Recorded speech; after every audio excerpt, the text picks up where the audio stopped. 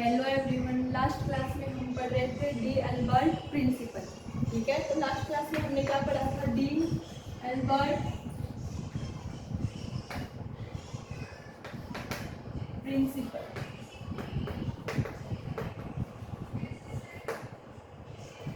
और वो D Albert principle क्या था?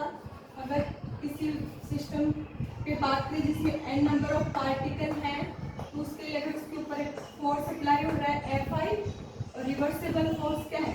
Pi दो और del Ri।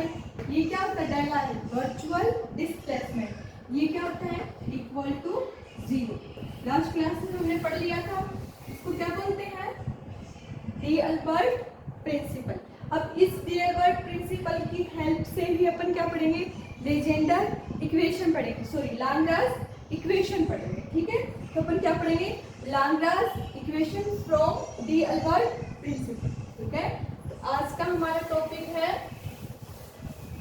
Lagrange equation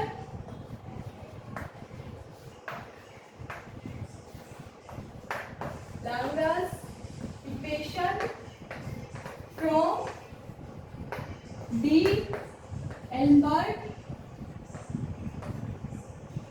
principal. ठीक है, डी एल्बर्ट प्रिंसिपल की हेल्प से अपन क्या करेंगे? लाग्रांज इक्वेशन फाइंड आउट करेंगे। ठीक है, तो अपन ने क्या माना था? एक सिस्टम माना था जिसमें n नंबर ऑफ पार्टिकल है। क्या है?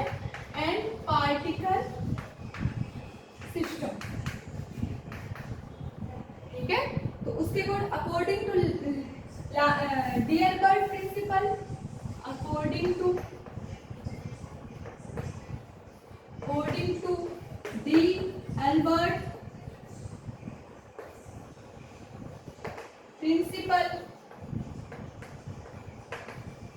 क्या होता है? Summation i is equal to 1 to n Fi minus Pi dot del Ri equal to 0। इसको मान लो इक्वेशन फर्स्ट। ठीक है, यहाँ पे अपन ने जो Ri लिया है वो क्या है? इंडिपेंडेंट कोऑर्डिनेट में है। और अपने को क्या चाहिए कि Ri जो अपन कोऑर्डिनेट ले वो सारे कोऑर्डिनेट क्या होने चाहिए? इंडिपेंडेंट कोऑर्डिनेट होने चाहिए। ठीक है, तो यहाँ पे जो Ri है वर्चुअल डिस्प्लेसमेंट वो क्या है? मान लो Ri फंक्शन है Q1 Q2 Q3 up to Qn और साथ में T। ठीक है, तो अपने को Ri को एक ऐसे कोऑर्डिनेट सिस्टम में कन्वर्ट करेंगे जो कि क्या हो? इंडिपेंडेंट हो। तो ऐसे कोऑर्डिनेट सिस्टम को क्या कहते हैं? Generalised coordinate system. और उसके अंदर जो कोऑर्डिनेट यूज करते हैं उनको क्या बोलते हैं? Generalised coordinate. ठीक है, तो यहाँ पे Q1 Q2 Q3 अपना एक सिस्टम ले लिया और उससे अपन क्या बना रहे हैं? एक सिस्टम बना रहे हैं जिसमें जनरलाइज्ड कोऑर्डिनेट यूज कर रहे हैं Qi। ठीक है, अपन क्या यूज कर रहे हैं? जनरलाइज्ड कोऑर्डिनेट Qi यूज कर रहे हैं या Qz जो भी हो। ठीक है, तो यहाँ पे Q क्या है? Generalised coordinate. इस फंक्शन को अपन किस में कन्वर्ट कर देंगे? जनरलाइज्ड कोऑर्डिनेट सिस्टम के अंदर क्या कर देंगे?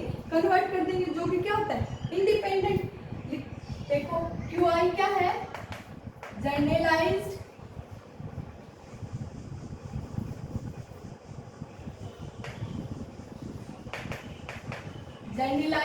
कोऑर्डिनेट। और इन्हीं की हेल्प से अपन क्या करेंगे? लाग्रांज इक्वेशन फाइंड आउट करेंगे। ठीक है, तो देखो Ri function of Q1 Q2 Q3, तो देखो डेल Ri अगर अपन निकाल लूं तो क्या होगा? क्या होगा? देखो मैं निकाल रही हूँ डेल Ri। ठीक है, डेल Ri अपन निकाल रहे हैं, तो डेल Ri क्या हो? इसको मैं डेल पार्शियल ले रही हूँ तो क्या लिख सकते हैं? डेल Ri, क्योंकि Ri is function of Q1 Q2 Qn into T। तो पार्शियल देख रहे हैं, तो del Ri upon del Q1 delta Q1 plus del Ri upon del Q2 delta Q2।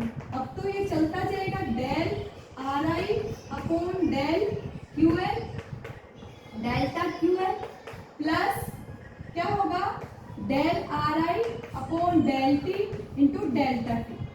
ठीक है, अब ये देखो यहाँ पे डेल्टा टी, डेल्टा टी क्या है? Virtual time. डेल्टा टी क्या है? Virtual time. और वर्चुअल टाइम का कोई मीनिंग नहीं होता। ठीक है, तो वर्चुअल टाइम कुछ कोई भी टाइम नहीं होता, इसीलिए इसको अपन क्या मान सकते हैं? वर्चुअल टाइम है, इसीलिए डेल्टा टी को क्या मान सकते हैं? जीरो। डेल्टा टी क्या है? वर्चुअल टाइम, और virtual time has no meaning, तो इस डेल्टा टी को अपन ने क्या मान लिया? जीरो। तो ये इक्वेशन किस में कन्वर्ट होगी? यहाँ से ये वाली टर्म हट जाएगी, तो अपन क्या लिख सकते हैं इसको?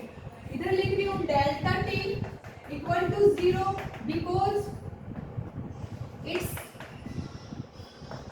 ए वर्चुअल टाइम। ठीक है, तो डेल आर आई क्या बन गया? अगर इसको मैं समेशन की फॉर्म में लिखूं तो ये बन गया del Z I equal to 1 to n del are I upon del Q Z delta Q Z. ये इक्वेशन बन गई सेकंड। फर्स्ट तो अपने लेजेंडर प्रिंसिपल को इक्वेशन मान लिया, सेकंड अपन ने मान लिया ये जो डेल आई, जो क्या है? वर्चुअल डिस्प्लेसमेंट है। ठीक है, लास्ट क्लास में अपन ने देखा था। अब देखो अपने को पता है अगर कोई भी आई पार्टिकल की बात करें तो अगर वो क्या कर रहा है? मोशन कर रहा है, तो उसकी कुछ वेलोसिटी होगी, और वेलोसिटी कितनी होगी? We I. वेलोसिटी कितनी होती है? वी आई। तो वी आई बराबर क्या होगा?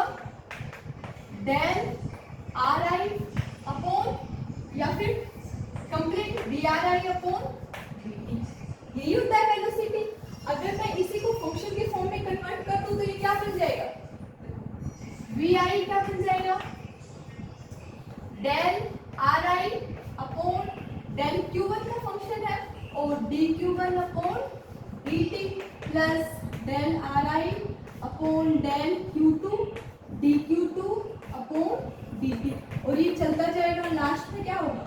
Del are I upon del t d t upon D t. ये फंक्शन बन जाएगा। अब किसी भी वेरिएबल का अगर टाइम के रिस्पेक्ट में डिफरेंशिएशन करते हैं तो उसको क्या लिख सकते हैं? अपन डॉट के फॉर्म में लिख सकते हैं। तो वी आई देखो क्या बन गया? वी आई बन गया, समेशन के फॉर्म में लिख लूं। अगर ये मैं समेशन लिख रही हूँ j equal to 1 to n del are I upon del Q j, और साथ में क्यू जे डॉट प्लस एक साथ में यू आ रहा है del are I upon delta. ये मान लो इक्वेशन। ठीक है, तो अपने पास तीन इक्वेशन आ गई। एक तो डी-अल्बर्ट प्रिंसिपल वाली इक्वेशन, सेकंड जो वर्चुअल डिस्प्लेसमेंट की इक्वेशन आ गई, और थर्ड क्या आ गई? वेलोसिटी की फॉर्म में इक्वेशन आ गई। अब जो इक्वेशन सेकंड है उसको मैं इक्वेशन फर्स्ट में पुट कर रही हूँ। तो देखो इक्वेशन फर्स्ट क्या बन जाएगा? ठीक है, ऊपर लिख ली। ठीक है, क्या पुट कर रही हूँ? Putting equation second in equation first.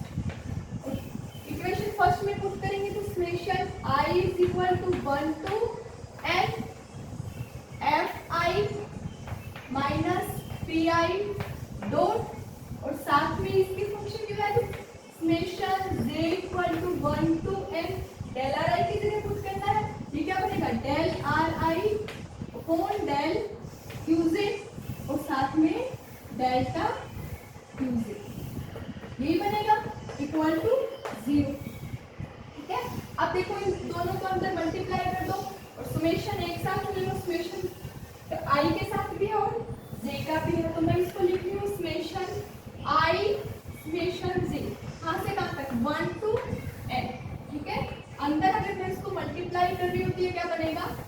F I साथ में del are I upon del Q J, और साथ में delta Q J minus P I dot, और ये बन गया del are I upon del Q J, और साथ में डेल्टा क्यूजे इक्वल टू क्या आ गया?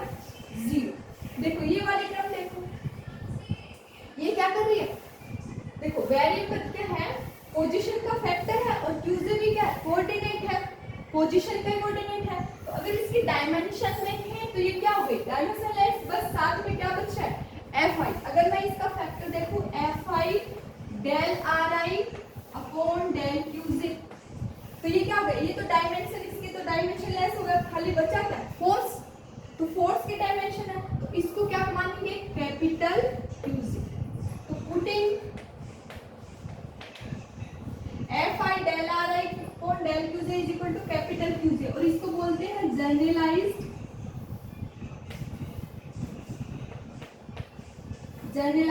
फोर्स। ये क्या हो गया जनरलाइज्ड फोर्स। अब इस फैक्टर की जगह पर क्यूजे पुट कर सकते हैं, तो ये इक्वेशन क्या बन जाएगी, देखो इक्वेशन क्या बन जाएगी ऊपर वाली, देन ये क्या बन जाएगा समेशन आई और जे 1 से n, साथ में क्या है यहाँ पर क्या लिख सकते हैं कैपिटल क्यूजे, और साथ में क्या है डेल्टा क्यूजे, खाली इस फैक्टर को ऊपर ये लिखा है Q J, minus P I dot del are I upon del Q J delta Q J equal to, ठीक है। अब देखो पी आई डॉट क्या होता है मोमेंटम का टाइम के रिस्पेक्ट में डिफरेंशिएशन, और मोमेंटम क्या होती है मास इनटू वेलोसिटी। मोमेंटम क्या होता है मास इनटू वेलोसिटी, तो पी आई डॉट को मैं क्या लिख सकती हूँ एम आई वी आई, और पूरे का अगर उसका करें डी अपॉन डी टी, ठीक है। V I D upon D T, M I constant होता है, वी आई को लिख सकते हैं आर आई डॉट, तो इसको पूरे को पी आई डॉट को मैं क्या लिख रही हूँ M I R I double dot, तो ये इसके अंदर पुट कर दो तो ये इक्वेशन क्या बन जाएगी summation I J 1 to n Q J delta Q J minus M I R I double dot del are I upon del T, sorry del are I upon del Q J, और साथ में डेल्टा क्यूजे इक्वल टू 0, और इसको ले लो equation number 3, इसको क्या लेना है इक्वेशन नंबर 3 लेना है, ठीक है। तो ये अपन ने क्या निकाल लिया जनरलाइज्ड फोर्स निकाल लिया, और एक अपने ने इक्वेशन निकाल ली। नेक्स्ट क्लास में हम इसका जो आगे का रिमेनिंग पार्ट है वो कंप्लीट करेंगे। आज के लिए इतना ही, थैंक यू।